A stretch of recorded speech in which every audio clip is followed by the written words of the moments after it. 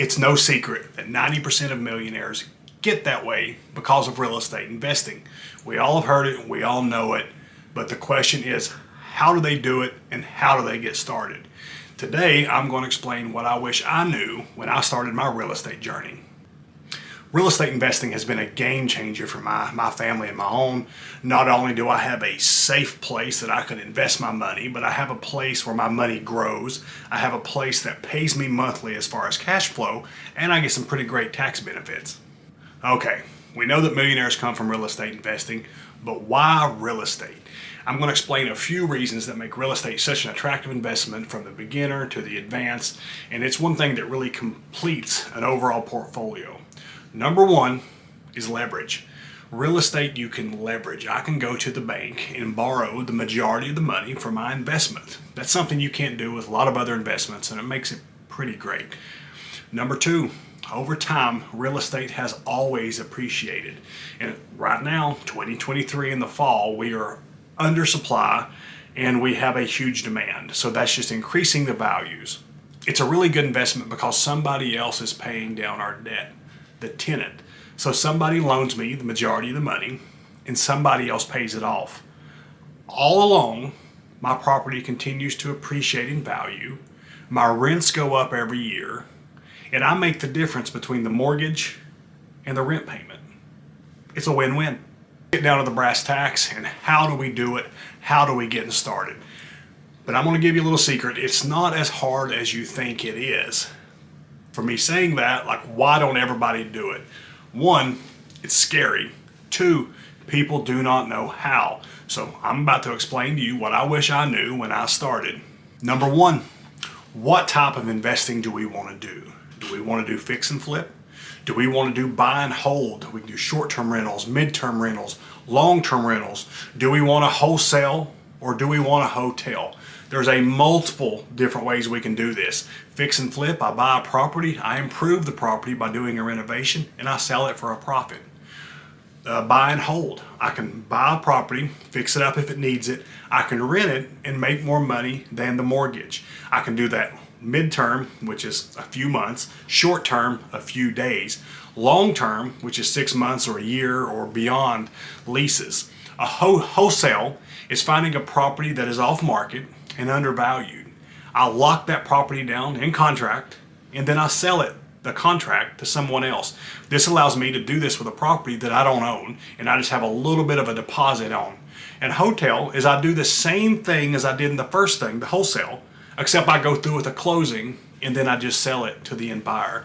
There's a lot of different ways to make money with real estate investing, but we're going to focus on the buy and hold, the rental one. This is the one that I feel is best for most people to create long-term wealth because of all the benefits we've already mentioned. Okay, so we've discovered what type of investing we're going to do. Now we need to figure out where we're going to do it. Do you want to do it locally? Locally is usually more appealing. I do about half of my investment is in Georgia where I live, and the other half is in East Tennessee where I used to live. So I invest both places. One is long distance and one is local. So which one is best for you? A lot of it depends on how hands-on you want to be, and it also depends on your market. If you're in New York City and San Francisco and LA and some of these major markets, it takes a lot of capital to get started. So that may be out of the mind for you. You're not going to be able to do that. So I know a lot of long distance investors, they invest in the Midwest, into smaller towns. They're coming to towns like where I live, where you can get into it a little bit cheaper. Where I'm at, most of my investment properties are around $230,000, $250,000. So you can get into them at a little lower of a cost, and you can make more money, because a lot of times I have to put so much money into these big houses in San Francisco and LA. Yes, they appreciate and it's awesome, but it takes so much to get in, and a lot of times I'm not going to have any cash flow. I don't make enough on my rent to cover the mortgage. So if you have a lot of money in excess, you're able to do that. Most investors just getting started do not. So now you figured out where it's going to be. Now we have to get your team together. It doesn't matter if it's locally and it doesn't matter if it's long distance. A few things you have to get. You have to get a real estate agent. You need a mortgage lender or a hard money guy or wherever. We're going to get more into that a little later. You're going to need a property manager, a handyman, and a contractor, because that's what it's going to take, what we're going to do. All of those steps we're going to have. Now that we got our team together, what type of property are we going to invest in? We've already decided we're going to go into buy and hold. We're going to buy rental properties. So we have two options. We have a lot of options, but we're going to talk about two. One is value add. Value add is I take a property that needs work, I improve the property. By improving the property, I improve the value. A lot like a fix and flipper would do, but instead of selling it, we're going to keep it because we've made it worth more, and now we're going to be able to rent it for more. Number two, turnkey. You already have a property ready, somebody's already did the work, and it's ready to rent right now. Both of these ideas have pros and cons. The pros for value add is you improve the value. You make that property worth more. You buy a $200,000 property, you do a $40,000 renovation, and now the property's worth $300,000. Or you come in and buy the $300,000 property, it's ready to go. So the pros is I can add value. The con is it takes a little longer. And for the turnkey, it's exact opposite. I can get in it fast, but I don't have the value. So it depends on how much money you have, how much capital, how much time, and how fast you're looking to get going. Okay, you've identified the property and what you want to do to it. Now, how are you going to pay for it? There's a lot of ways to pay for it. You can pay cash if you have it. Most of us don't. You can go to an institutional lender, a mortgage broker, and a bank, and you can borrow it. You can go to a hard money lender. A hard money lender is like a lender who will loan you money. They're a little more expensive. They have higher interest rates, and they hold the property as collateral. Private money, your best friend's mom, your best friend, your cousin, your rich uncle. There's a lot of people who have money that are willing to invest in you when it's something stable and something sustainable as real estate.